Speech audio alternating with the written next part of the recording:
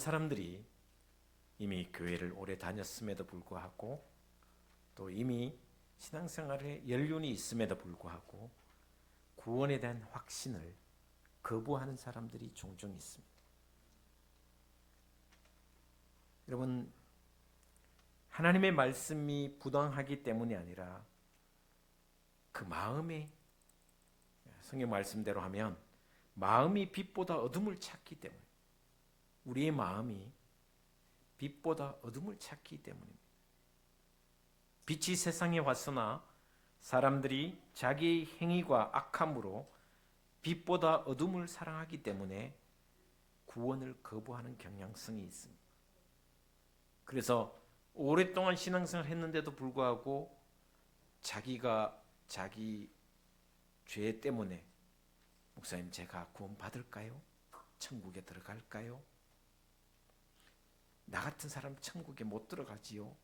이렇게 이야기하는 사람이 저한테 종종 있습니다. 왜냐하면 윤리와 도덕 때문에 구원을 거부하는 경향성이 있습니다. 자기 경험의 노예가 되어 있는 사람이 있다라는 말씀입니다. 내가 술을 많이 먹기 때문에, 내가 술을 많이 먹는 것 때문에 구원을 받지 못할 것이라는 자기 경험, 자기 이성으로 판단하는 사람이 많습니다. 정확하게 이야기하자면 도덕과 윤리, 그리고 술을 좀 많이 드신다?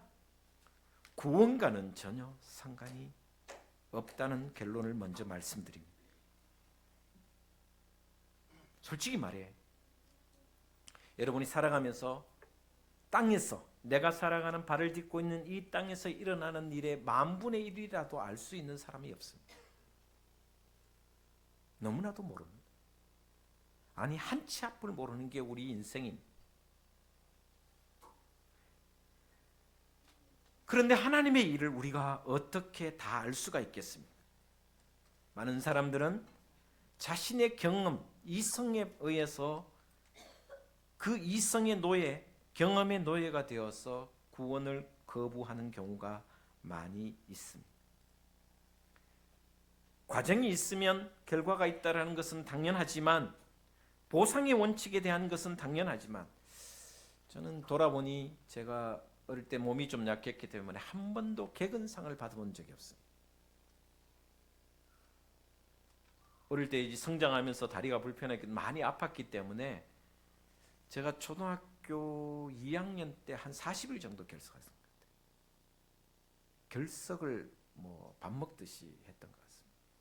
나중에는 학교 가기 싫어서 안 갔습니다.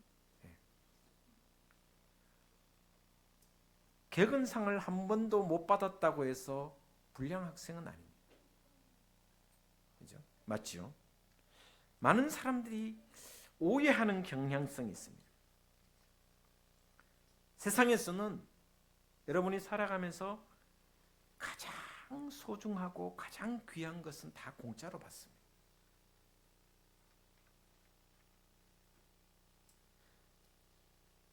여러분이 살아가면서 세상에서 가장 귀한 게 뭡니까?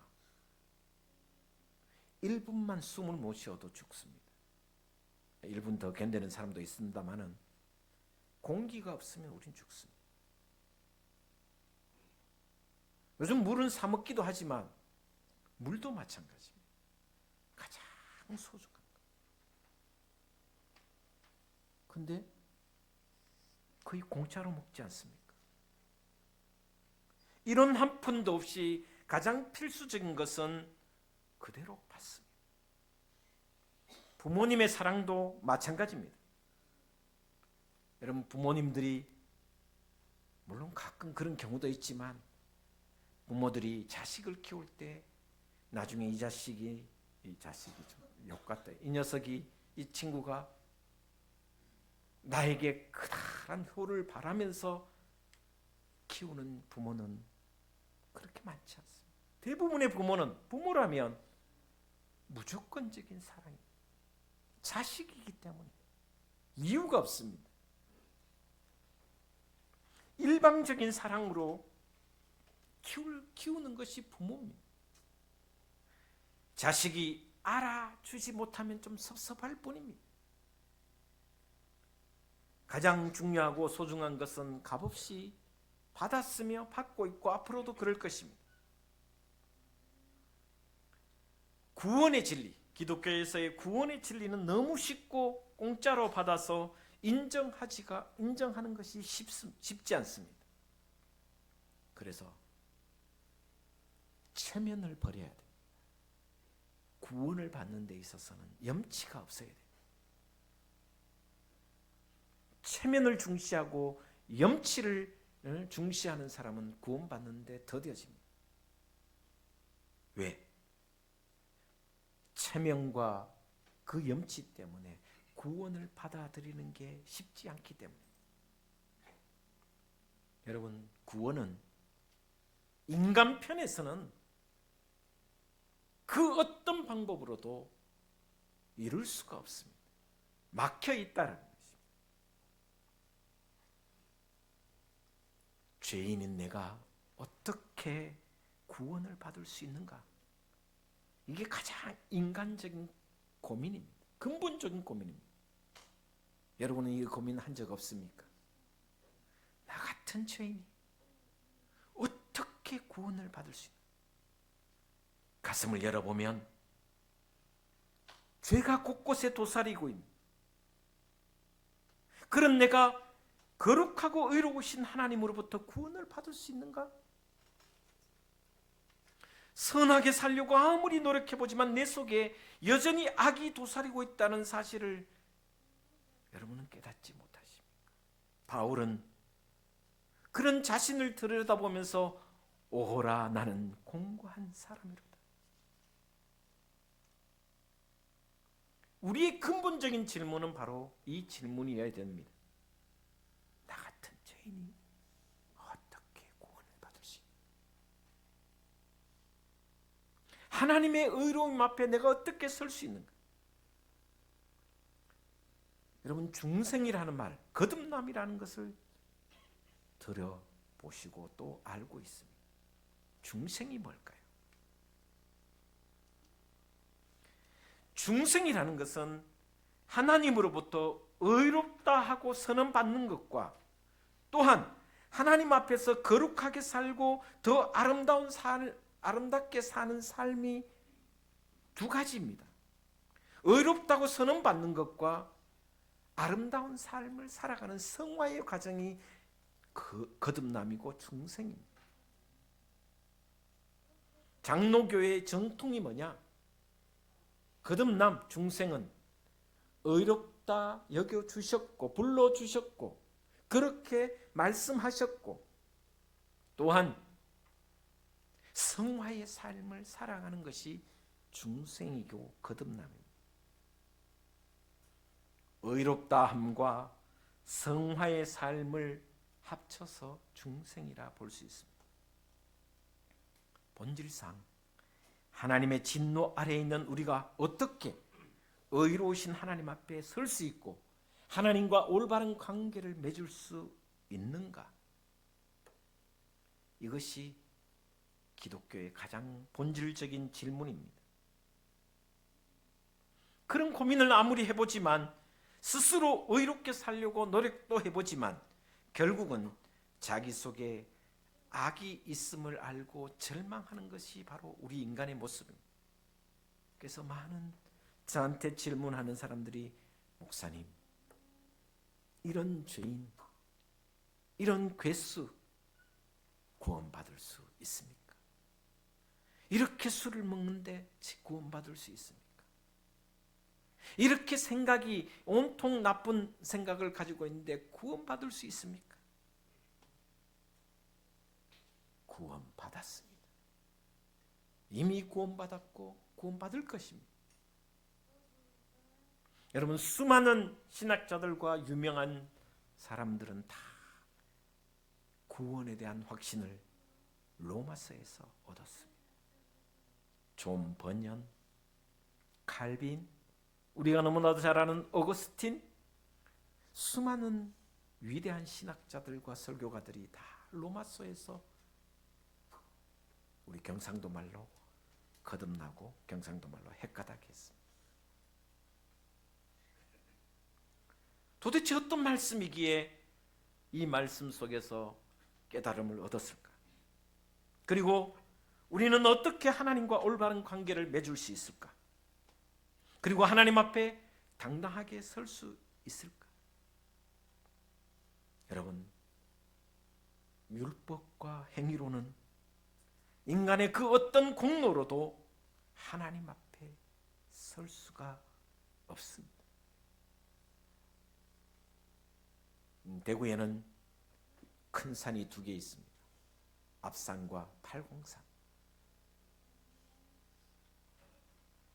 팔공산보다 더 높은 산이 지리산, 한라산. 그보다 더 높은 산이, 세계에서 가장 높은 산이 에베레스트 산.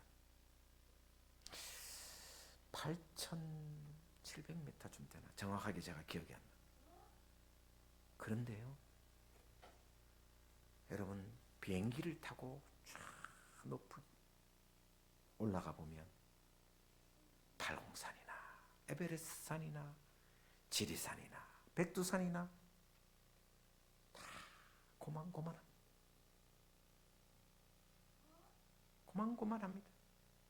그런데 더 높이 하늘 위에 계신 하나님께서 보시면 그 팔공산이나 백두산이나 지리산이나 에베레스트 산이나 다 똑같다라는 것입니다. 그런데 우리는, 저와 여러분은 인간 편에서 끊임없이 상대적으로 누가 더 죄 많고 누가 더 선하고 그렇게 여기며 판단하고 있습니다. 하나님의 절대적인 의 앞에서는 모두가 똑같습니다. 나의 죄나, 여러분 많이 생각하죠. 살인죄를 저질고 감옥에 가 있는 저 살인자는 나보다 더 악한 사람이라고 생각합니다.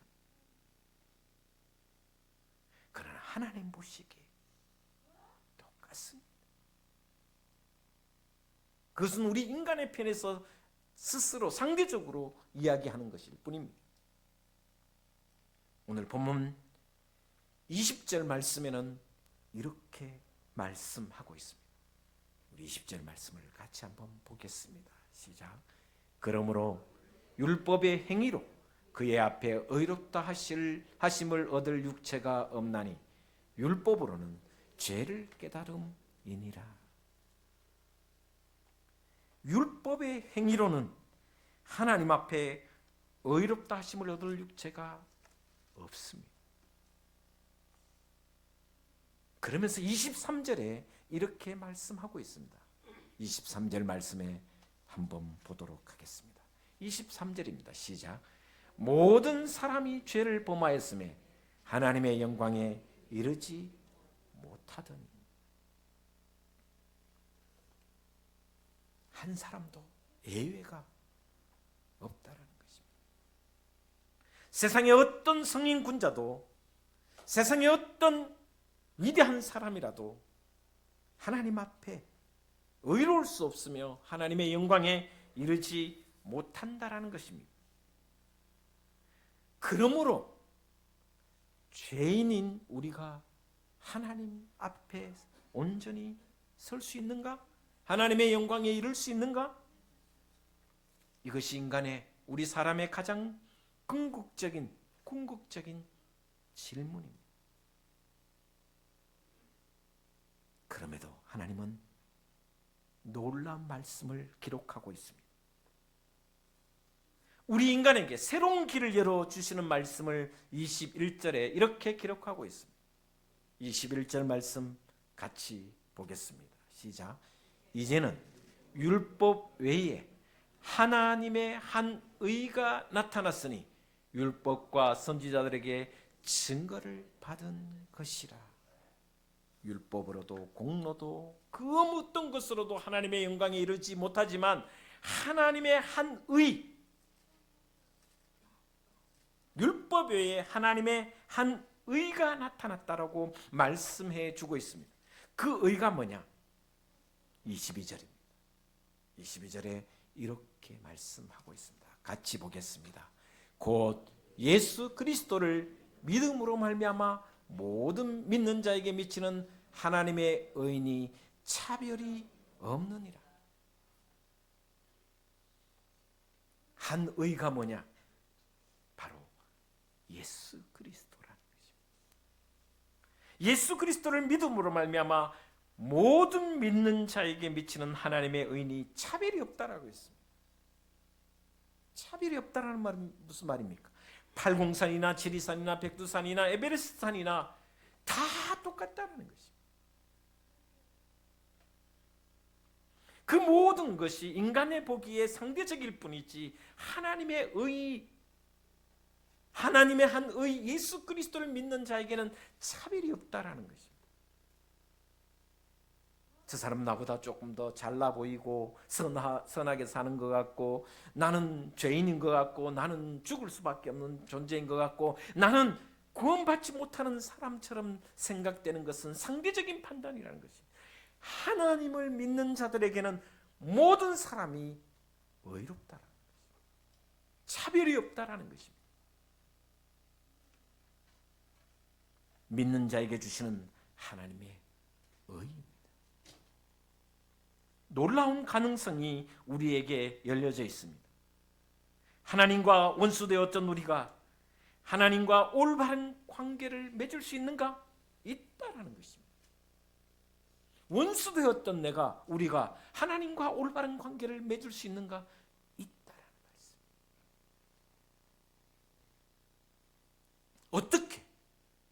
어떻게 하나님이 의롭게 어렵다고 하시며 하나님과 올바른 관계를 맺을 수 있느냐? 먼저 하나님이 의롭다고 하셔야 가능하다라는 것입니다. 내가 아닙니다.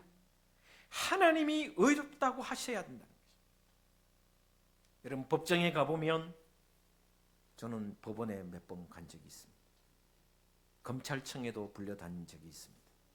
제가 죄를 진 건 아닙니다. 오해하지 마시고. 근데 검찰들 앞에 서면 정말 주눅이 듭니다. 제가 지금도 잊지 못하는 게, 제 앞에 선 그 검사가 여자인데 31살 된 검사인데, 이수연이라는 검사, 아직도 이름도 안 잊으셨어요. 얼마나 못됐게 말하는지 저를 완전히 범죄인 취급했어요. 지금도 그 여자 검사 잊지 않습니다. 못돼 빠져갖고. 왜냐하면 죄인 취급. 나는 참고인으로 갔는데, 그래서 제가 이야기했습니다. 저는 참고인이지 않습니까? 왜 나를 저 비인 취급하냐고. 나 범죄한 적도 없다고. 그리고 나보다도 한참 나이도 어린데 왜 검사가 검사의 역할을 제대로 못하냐고. 제가 한 소리 한 적이 있습니다. 그 다음번에 갔더니 더 독하게 하더라고요. 여러분, 법정에 가보면 판사가 있습니다. 맨 앞에 판사가 있고 검사가 있고 변호사가 있습니다. 누가 판단합니까? 최종 판결은 판사가 합니다.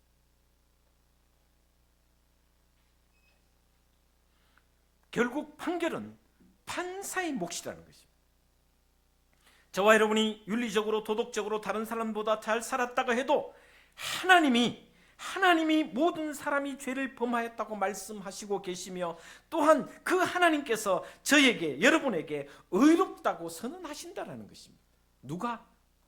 하나님이 의롭다고 선언하신다라는 것입니다. 검사가 아니고 변호사도 아니고 피고인 원고도 아니고 하나님이, 판사이신 하나님께서 우리를, 저와 여러분을 의롭다고 하십니다. 하나님이 의롭다고 하셔야 하나님과의 올바른 관계를 맺을 수 있다라는 말씀입니다. 두 번째, 하나님은 왜 죄인인 우리를 또 우리와 함께 올바른 관계를 맺기를 원하시는가? 도대체 하나님은 어떤 분이시기에 우리를 의인으로, 하나님을 아빠로 관계를 맺게 하시는가? 그것은 바로 하나님의 본질 때문입니다. 하나님은 사랑이십니다. 하나님은 은혜이십니다. 하나님은 긍휼하심이십니다. 24절에 이렇게 말씀하고 있습니다. 24절 말씀입니다. 같이 보겠습니다. 시작. 그리스도 예수 안에 있는 속량으로 말미암아 하나님의 은혜로 값없이 의롭다 하심을 얻은 자 되었느니라. 할렐루야. 그리스도 예수 안에 있는 속량으로 말미암아 하나님의 은혜로 값없이 공짜로 의롭다 하심을 얻은 자 되었다고 말씀하고 있습니다.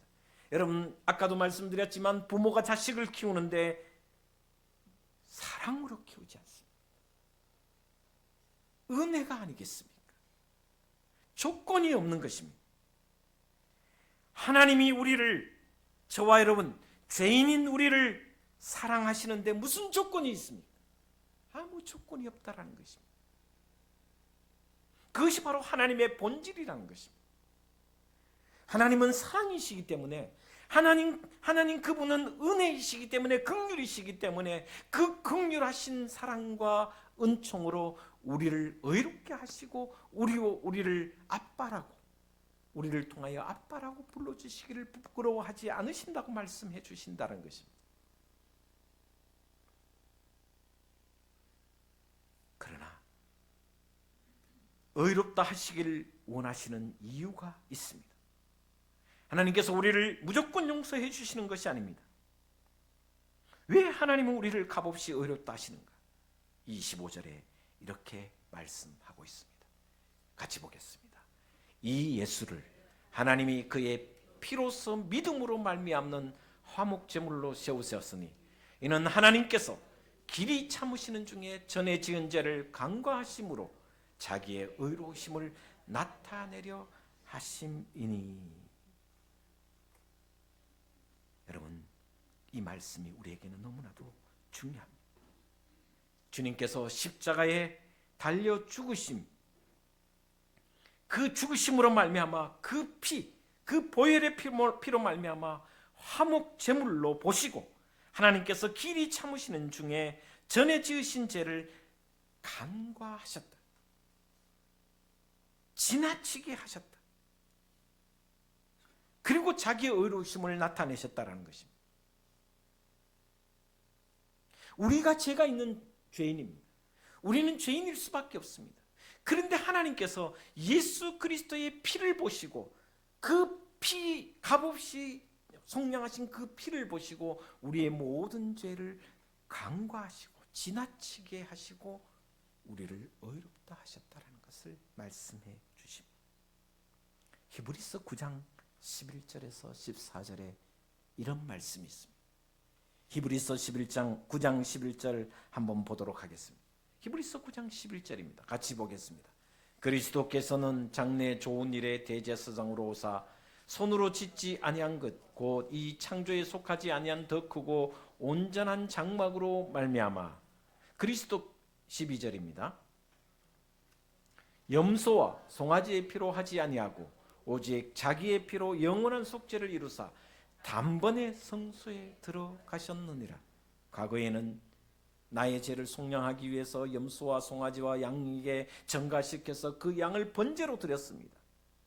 그러나 주님이 오셔서 단번에 자신의 모든 것을 드려 우리를 영원한 죄로, 영원한 죄에서 해방시키시고 자유함을 주셨다라는 것이 바로, 그래서 오늘 본 말씀에 중요한 것이 영원한 속죄를 이루셨다라고 말씀해 주고 있습니다. 14절 말씀에 이렇게 말씀하고 있습니다. 같이 보겠습니다. 시작. 하물며 영원하신 성령으로 말미암아 흠없는 자기를 하나님께 드린 그리스도의 피가 어찌 너희 양심을 죽은 행실에서 깨끗하게 하고 살아계신 하나님을 섬기게 하지 못하겠느냐. 할렐루야.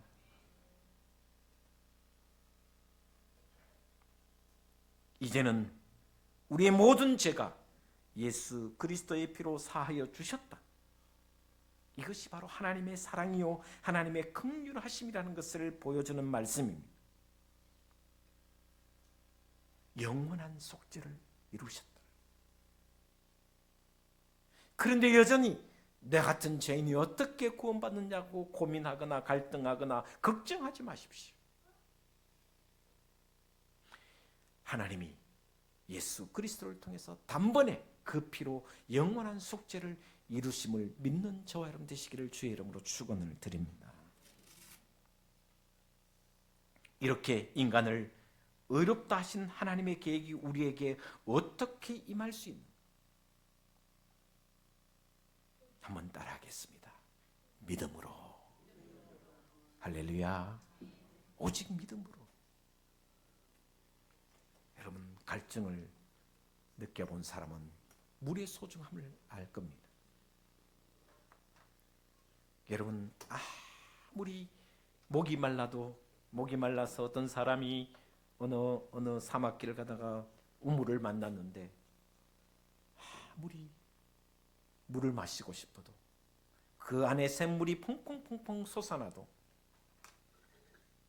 두레박이 없으면 그 물을 마실 수가 없습니다. 두레박이 있어야 물을 마실 수가 있습니다. 우리 인간의 모든 죄를 예수님께 전가하시고 십자가의 죽으심으로 구원을 완성하셨습니다. 그러나 저와 여러분이 해야 할 일은 믿음의 뚜레박을 내밀지 않으면 아무 상관이 없다라고 말씀해 주고 있습니다. 다시 3장 22절 같이 보겠습니다. 로마서 3장 22절 말씀을 보겠습니다. 이렇게 말씀합니다. 같이 보겠습니다. 곧 예수 그리스도를 믿음으로 말미암아 모든 믿는 자에게 미치는 하나님의 은이 차별이 없느니라. 26절 한 절 더 보겠습니다. 26절 말씀 같이 보겠습니다. 곧 이때에 자기의 의로우심을 나타내사 자기도 의로우시며 또한 예수 믿는 자를 의롭다 하려 하심이라. 할렐루야. 이미 여러분은 죄인이 아닙니다. 의인입니다. 그런데 나 같은 죄인이 어떻게 구원받겠냐고 끊임없이 고민하지 마십시오. 오직 믿음의 법으로 이미 우리는 구원을 얻었습니다. 27절에 이렇게 말씀하고 있습니다. 그런즉 자랑할 데가 어디 있느냐? 있을 수가 없느니라. 무슨 법으로냐? 행위로냐? 아니라 오직 믿음의 법으로니라. 28절에 더욱 그렇게 말씀해 주고 있습니다. 그러므로 사람이 의롭다 하심을 얻은 것은 율법의 행위에 있지 않고 믿음으로 되는 줄 우리가 인정하노라. 할렐루야. 여러분, 염치가 없어야 됩니다. 구원에는 염치가 없어야 됩니다. 염치 있는 사람, 체면을 중요시 여기는 사람은 구원을 받지 못할 가능성이 많습니다. 하나님은 우리에게 구원을 베푸시는, 왜? 당신의 자녀이기 때문에. 그 사랑, 그 은혜, 그 긍휼, 부모가 자식을 사랑하는데 조건 없이, 하나님이 우리를 사랑하시는데 조건 없이, 그래서 의인이 되어서 하나님의 자녀가 되어서 하나님의 자녀로 살아가기를, 그래서 거듭남의 삶을, 중생의 삶을 살아가기를 지금도 원하시고 계십니다. 여러분, 구원의 길에 여전히 서 있어서 하나님을 영화롭게 하고 세상 사람들에게 빛과 소금이 되는 삶이 되기를 주 예수 그리스도의 이름으로 축원을 드립니다. 기도하겠습니다. 하나님 감사합니다.